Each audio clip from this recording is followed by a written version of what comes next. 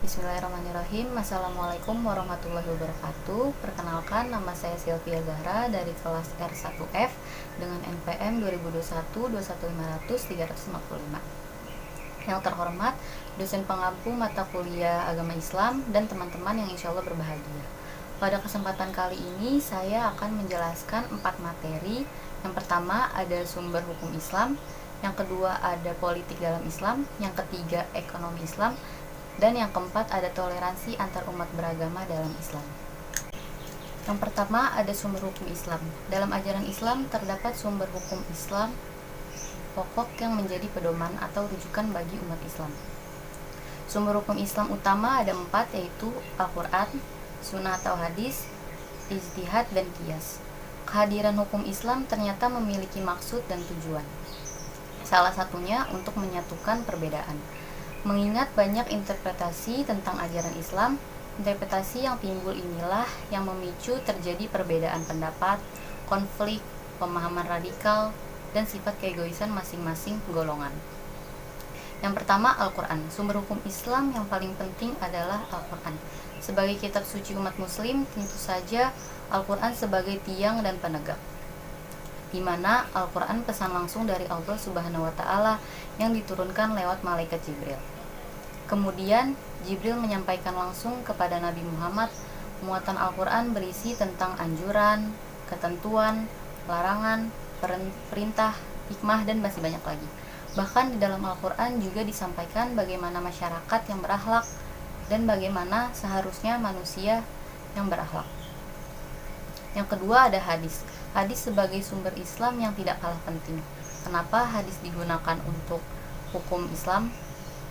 Karena hadis merupakan pesan, nasihat, perilaku, atau perkataan Rasulullah Subhanahu wa Ta'ala, segala sabda, perbuatan, persetujuan, dan ketetapan dari Rasulullah Subhanahu wa Ta'ala akan dijadikan sebagai ketetapan hukum Islam.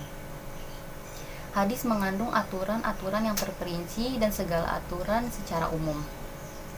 Muatan hadis masih penjelajah dari Al-Quran. Perluasan atau makna di dalam masyarakat umum, hadis yang mengalami perluasan makna lebih akrab disebut dengan sunnah.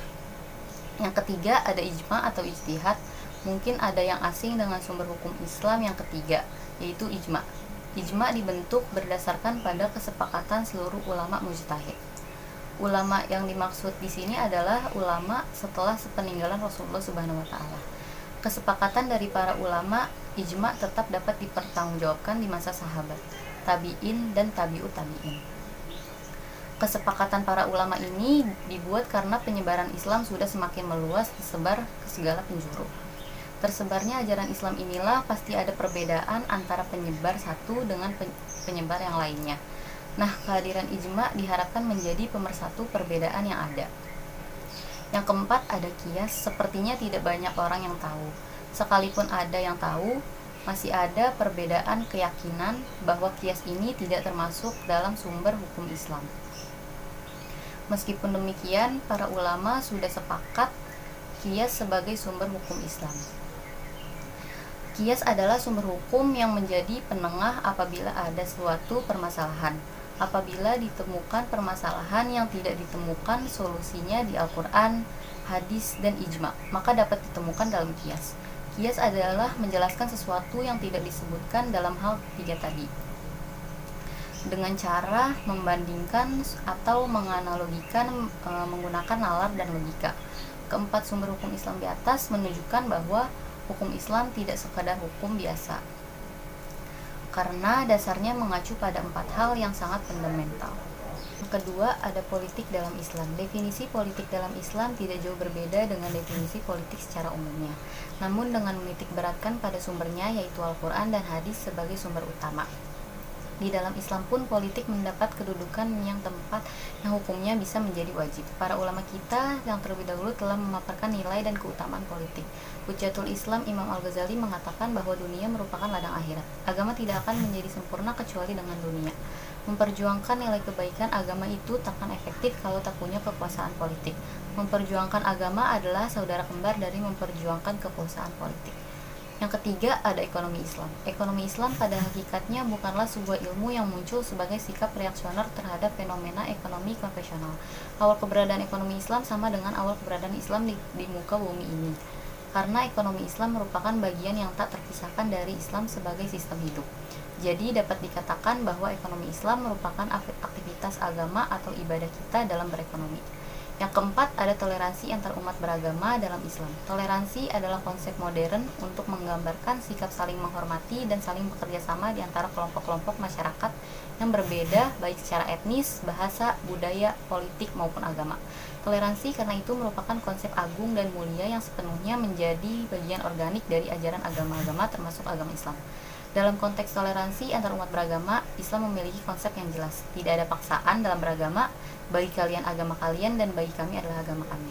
Adalah contoh populer dari toleransi dalam Islam. Selain ayat-ayat itu, banyak ayat lain yang tersebar di berbagai surah. Juga sejumlah hadis dan praktik toleransi dalam sejarah Islam. Fakta-fakta historis itu menunjukkan bahwa masalah toleransi dalam Islam bukan konsep asing. Toleransi adalah bagian integral dari Islam itu sendiri yang detail-detailnya kemudian dirumuskan oleh para ulama dalam karya-karya tafsir mereka.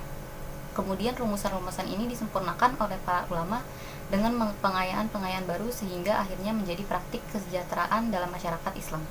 Menurut ajaran Islam, toleransi bukan saja terhadap sesama manusia tetapi juga terhadap alam semesta, binatang, dan lingkungan hidup. Dengan makna toleransi yang luas, semacam memperoleh perhatian penting dan serius.